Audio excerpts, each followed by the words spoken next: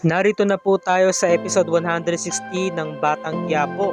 Talagang hindi maipinta ang pagmumukha nito ni Roda, no, dahil nga nangihinayang siya dahil wala siyang nailigtas.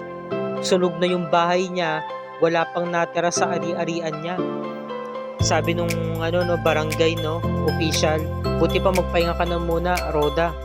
Samantalang ito yung mga grupo ni Kidlat sa kanina Edwin.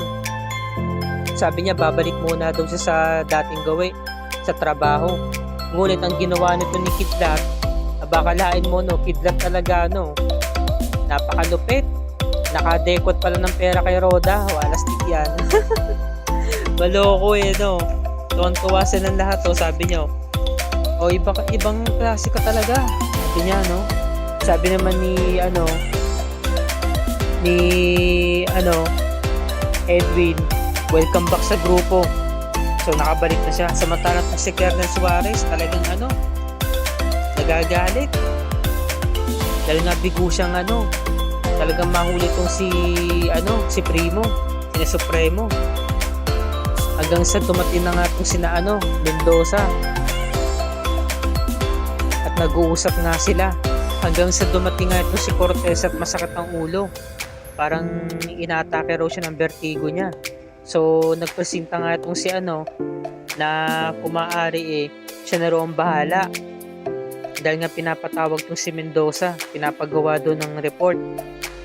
Kaya pinapatawag sa itaas.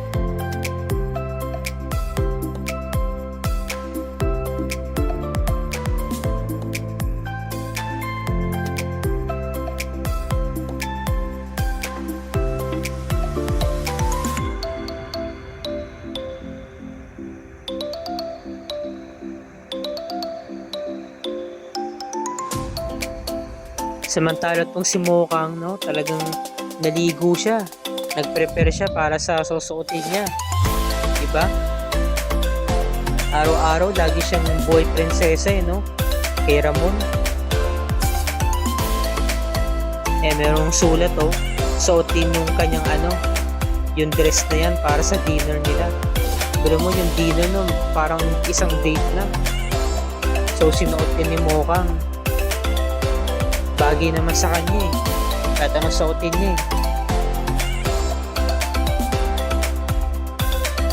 Tapos bigla na lamang tumawag tong si Roy.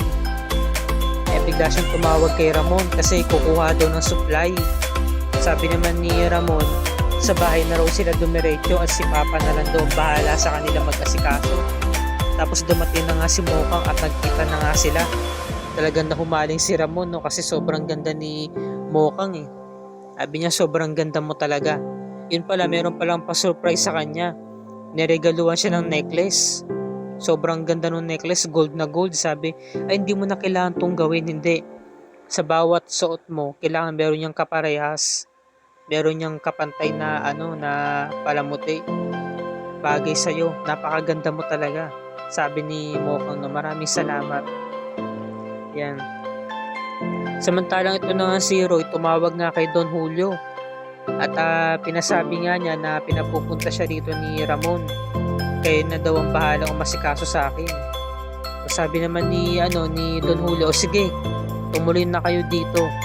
Ngayon kinausap niya yung mga niya, yung dalawa niyang pinatuloy sa mansyon. Nakasabi niya kapag meron daw darating dito na bisita maya-maya kung maaari magtago muna sila sa kwarto. Hindi sila pwedeng makita. Ngayon nagtanong sila, bakit parang kinahiya mo yata kami sa mga bisita mo. Sabi ni Don Julio, hindi naman sa ganun. Kasi yung mga bisita ko masyadong maselan. Kapag nakakita ng ibang tao dito sa bahay, ang tingin nila ay istorbo. Kaya maigi pa, sa loob na muna kayo ng kwarto. So sige na. So pinaalis na sila,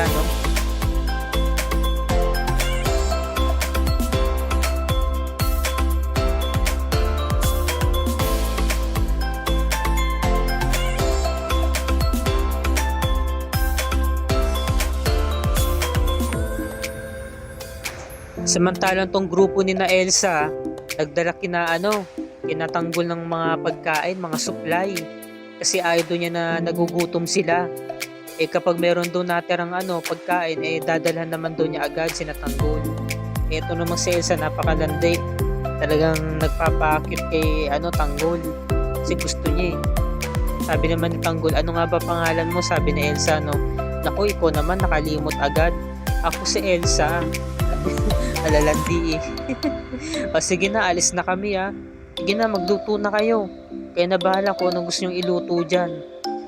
Tapos sabi naman ni Ben, ganito talaga dito sa loob ng selda, Tanggol. May mga kakosa naman tayo marunong makisama.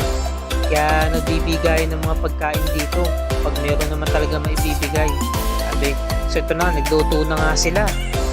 Yan na, kanya-kanyang luto na. So napag-usapan nila si Mokang, di ba? Kamusta na kaya si Mokang? Siguro buhay prinsesa na yun dun. Sabi naman nung isa nilang kasama, o di ba, huwag na nga natin pag-usapan yan. Sabi, magluto na lang tayo ng pagkain sarap ng hapunan natin ngayon. Sabi niya, no?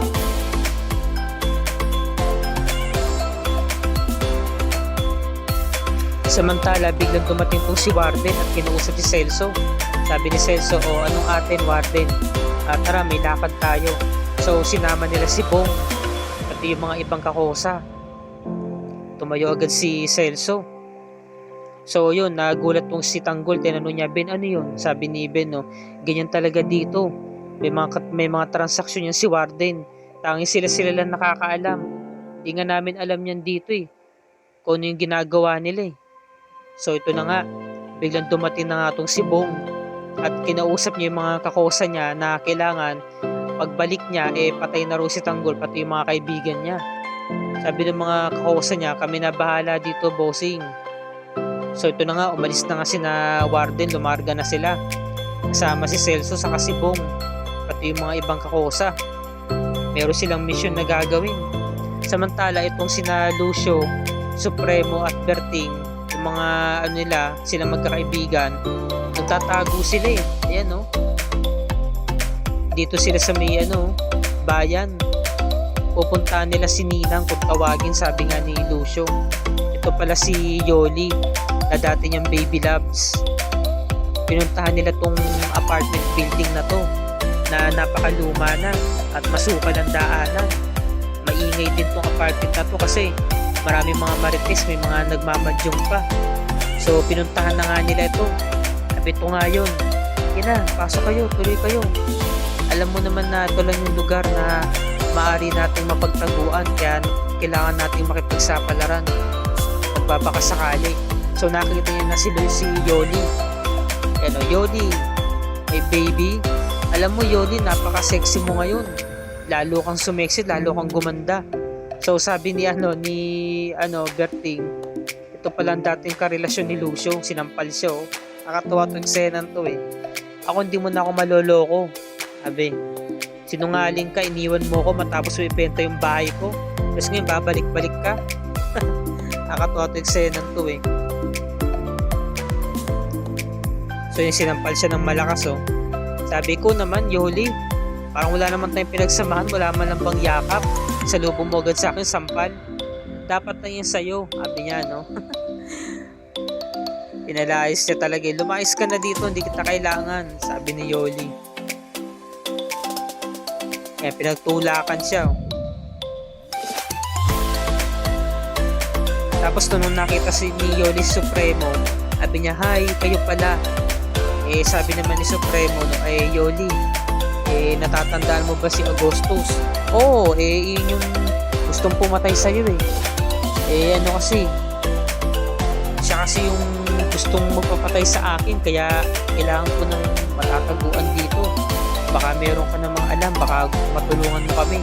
So pinawag ni Yoli isang binapilyo na kung maaari magmatsyag sa labas at balitaan kung anong nagaganap, kung meron kayo nahinala. At pinatuloy na nga ni sina Supremo. Sabi ni Yoli kay Lucio, pasalamat ka Lucio, kundi dahil kay Supremo talaga, kaya patutuloy ko kayo dito. Pero kung ikaw lang pumunta dito, nako, diyan ka sa labas, manigas ka dyan. So pagpasok nila, ang ganda na apartment ni Yoli. Samantala, ito na yung grupo ni na Mulong at nagkakasiya sila dahil Akala nila tagumpay yung plano nila na pagpatay kay Supremo, kaya magpa-party-party raw sila.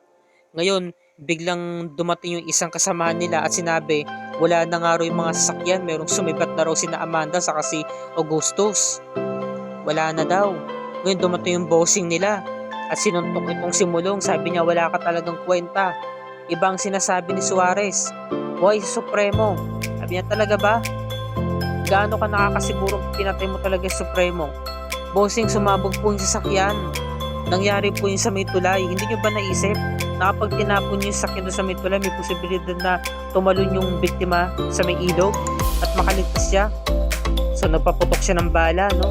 Sabi niya, no, sa susunod na pumalpa kayo, tatago sa tong bala na to sa katawan ninyo. Nagkagulo rito. Galit na galit siya. Sabi niya, no, hindi kayo pwede magsama, Augustus saka Amanda. Sabi niya, talagang nagwala talaga siya rito. Sabi niya, mahanap din kita, Amanda, mababawi din kita. So dito na po nagtatapos mga kapamilya ang FPJ's Batang Quiapo episode 160. Bukas sa episode 161 na tayo, pakatutukan natin yan araw ng Miyerkules, September 27, 2023.